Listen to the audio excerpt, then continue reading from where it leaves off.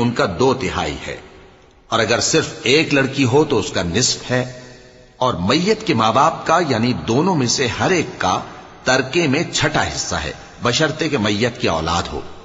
اور اگر اولاد نہ ہو اور صرف ماں باپ ہی اس کے وارث ہوں تو 1/3 ماں کا حصہ ہے، اور اگر میت کے بھائی بھی ہوں تو ماں کا 6واں حصہ ہوگا۔ اور یہ تقسیم ترکہ میت کی وصیت کی تعمیل کے بعد جو اس نے کی ہو یا قرض کے ادا ہونے کے بعد جو اس کے ذمے ہو عمل میں آئے گی۔ تم کو معلوم نہیں کہ تمہارے باپ دادوں اور بیٹوں اور پوتوں میں سے فائدے کے لحاظ سے کون تم سے زیادہ قریب ہے؟ یہ حصے اللہ کے مقرر کیے ہوئے ہیں، اور اللہ سب کچھ جاننے والا ہے، حکمت والا ہے۔